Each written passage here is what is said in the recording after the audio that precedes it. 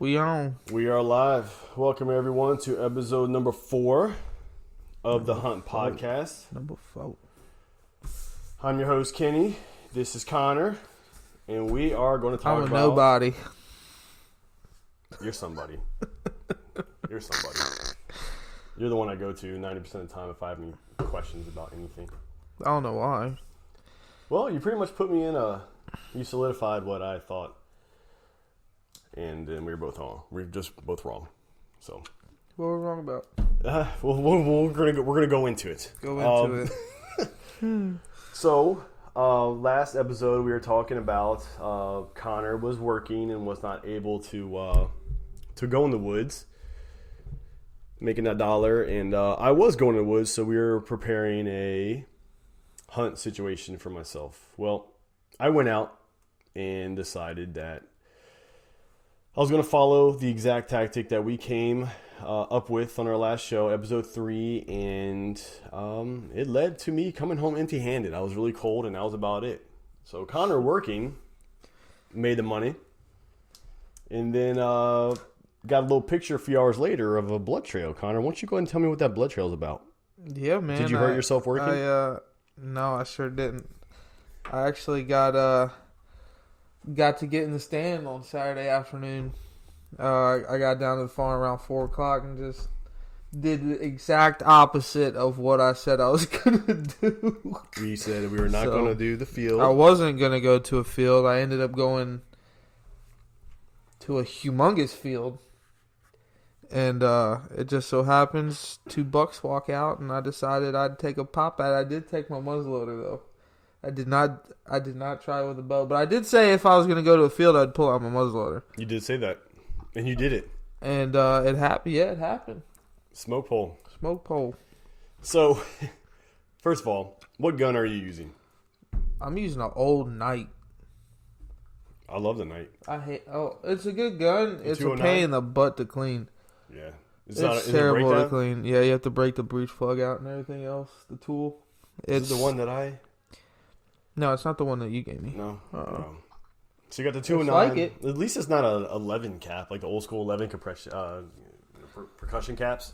Yeah, I use the 209, the shotgun. I use the shotgun primer. I put them in the little orange cap. Mine's a bolt action. You put it in the orange cap. How many grains? I think it's just 100. You do it's pellets? 2 pellets. So 100. Whatever that is. 2 pellets. I think they're each. I think each one's 50. Yeah, it might be 50 caliber. Makes sense. I use the power belt bullets. I'm not a fan of it. Actually, they're accurate out of my gun. They don't give them much of a blood trail, but that deer bled pretty good. So I don't know what the deal is. I saw it.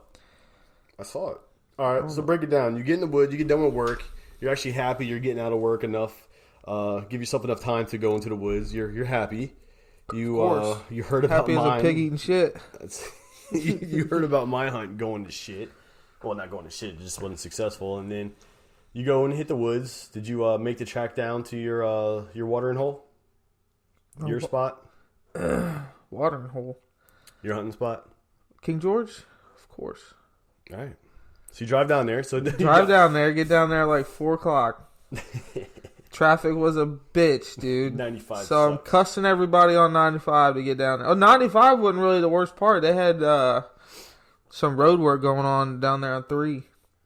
So I get off on 3. I'm cussing people all the way up. And then it opens up there after a while. But I get down there. Everybody's waiting on me. Like, where are you going? Where are you going? I'm like, I don't know. Just happy to be down here because I didn't think I was going to be. Able to make it. Everybody chose their spot, and I was like, well, you know what? I'm going to go. So, out in this big field, there's a part that the property owner doesn't actually mow. He hasn't mowed it for 10 plus years, so it's pretty grown up, though. And it's right in the middle of this huge field. Like, there's fields surrounding the whole thing. So, I was like, you know what? I got a perfect wind to do what I want. And I went and set up right by a little tree that was just sticking up in this tall grass. Stood there and just watched. It was really more of an observation sit. I was going just to look, happy to be down there. And I saw that. I did see that. I saw your post. I saw your post about observation, just looking around. Mm-hmm. You weren't in a tree. You shot it on the ground. On the ground, dude. That's awesome. It was 140 yards, but it was it was on the ground. You were able to see over the long grass? Yeah, dude, I had holes. There's holes. That's amazing. It was pretty cool, man. I wasn't. All right, well, you went out to do some scouting to see what's going on out there. Ended up coming home with sometimes it happens. Yeah. So it was a big body deer too, man. How old do you think it was? It was probably probably like 3.5. Yeah. You know, it was an experience. Yeah. Going down, leaving work, getting off work, you know, having a whole day thinking, oh, by the way, we hit a gas line at the job that I was doing on Saturday. So it was like everything was going downhill. And all of a sudden, oh, I'm getting to go hunting. It's going up. There's a buck. Oh, you know, tracking it and finding blood. And that sounds a lot like my first kill that I talked about in the last episode, where I sat by a tree. And just but I was. But I wasn't in. You know, I was wearing camouflage. In a smoke pole. And a smoke pole. That's good, man. That's awesome. Well, congratulations. I'm glad you were successful. That's cool. The first time you shoot a muzzleloader, like at the beginning of the season, you know, you're not expecting it. You're not expecting that big, huge cloud of freaking smoke to come out. You're like, whoa, all right then. I can't see nothing. You have no idea. You know, and then I always like to keep my binoculars with me. I use the, it's just a little strap. They keep them, you know, you keep them tight to you. I always wear them. And they come in handy so much. And seen him running through the field, and he didn't look like he was hit at all, you know, so I was feeling kind of discouraged. I was like, man, you know, I probably didn't hit that deer. Walk over there, it's like a freaking yellow brick road. Boom. Right to him. Boom. Boom. Boom. How big was he? What was his rap? He was a 6-pointer. He was probably 16 inches inside. Yeah. So, I mean. It's a good, dude. For not expecting to go out and do anything, you just wanted to be in the woods. Yep. And to go back to what we talked about last time about would you let a deer walk or not walk, like that was probably like a fine deer to like say, I'm going to let it walk for next year. And you saw what I did. In Virginia? That's what I'm talking about. And you saw what I did. There was like no doubt in my mind so 2 bucks actually walked out there and they were actually sparring in the middle of the field before I shot them. Really? Nothing crazy, you know. They were just sitting there back and forth, playing with each other. But I mean, I could definitely hear it, and I was watching them. Was it one of the ones that was in the little spar match? Yeah.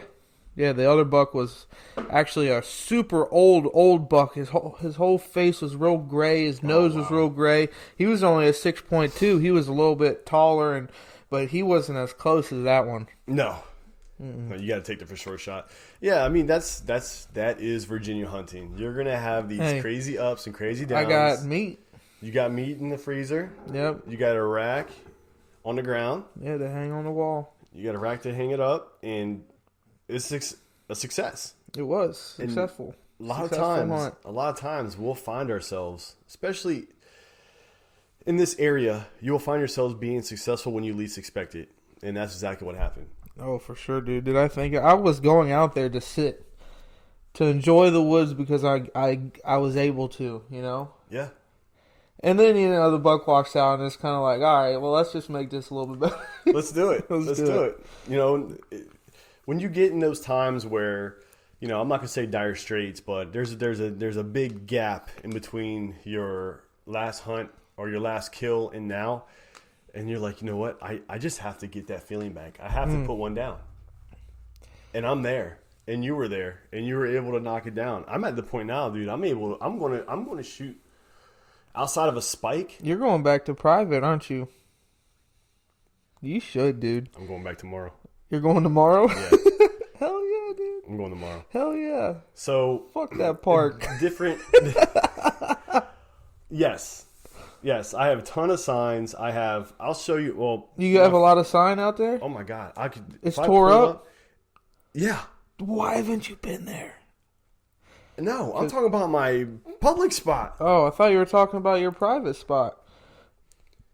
I haven't been there. Yeah, you should go look at it. Well, I'm going to go look at it tomorrow.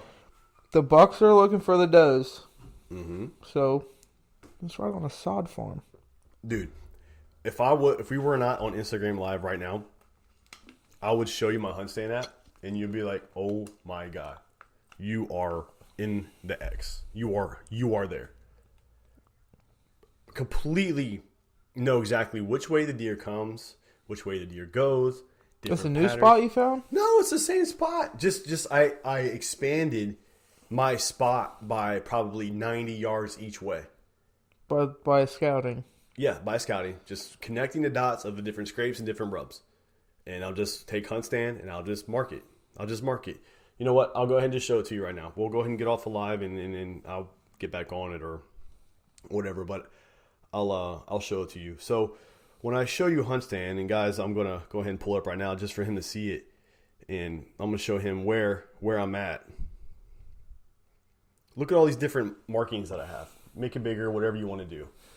This is probably a 75 to 100 acre parcel that I have right now, and you're talking about rubs and scrapes galore. You name it, I have it where I'm hunting. The only problem is that no deer has shown face. I've seen some doe, but I haven't seen the one making this mark. And it's driving me apeshit. I just can't. I'm losing sleep over this deer or this set of deer that are making these marks. And, I mean, every 50 yards, 30 yards, I have a rub. And then I just keep walking, and I see a scrape. I mark it. Every time I see something, I'm literally marking it on hunt stand. I found... You can see on this map right here the funnel. Yeah. It's kind of like an S. You see that right there? That is a it's like a marsh area. It's like a little mini creek. Right. Well, they'll use that. Yeah. That's a good transition. I also have line. my stands marked there too as well. And when I'm 3 out of my 4 spots that I put my climber at, it will show that I'm right within bow distance of that little funnel of that little creek, and it is marshy. Sometimes I'm actually even standing like ankle deep in water, putting my tree stand up on a tree. Mm-hmm. I've seen sign everywhere. I'm just not seeing the deer. So there's a huge cold front coming through. Yeah, starting tomorrow night. Yeah. And this rain that came, so it's raining right now in Virginia. Right. It's Thursday, November 7th. The cold front's tonight. And it's 6:53 p.m. as of now. And when I was driving over to Kenny's house, it was raining. When is it supposed to drop? Because tonight. Today's 61 and tomorrow's 45. Yeah, dude. It's a huge drop. So tomorrow night is supposed to get down to 24. Yeah. And then Saturday. So the way I'm seeing right now is I'm hunting Friday, Saturday, and then I'll be hunting Monday through Saturday again. And they're actually calling for snow on Saturday. I know. But it doesn't get out of... It does get 60 degrees and 59 degrees Sunday, Monday, but then it drops back down to 42 and 38 on Wednesday. 38 is a high, 23 is a low. It's just this huge cold front coming in, and then it's going to break up into a couple hot days, and then it's going to be another huge cold front.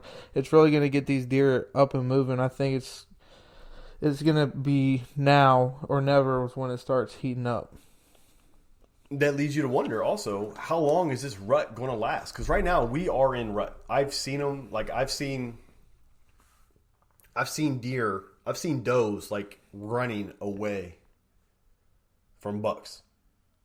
Right, well, it all depends on when the doe's ready. A buck can chase a doe for a week. So it usually doesn't take that long, but the main rut, so there's a pre-rut where they're starting to chase, they're starting to get into it. Then it's more of like a lockdown phase when the bucks are right on the does. They will not leave the doe. Yep. And then, as soon as they're ready to mate, he's right there. He gets on it, and then he goes and checks for another one. Right now, it seems like the doe just need a few more drinks. So, yeah. So she's able to give it up. I don't want them to be ready yet. I don't want the bucks to be locked down with the does yet. Right. And from I my want him to be experience- searching.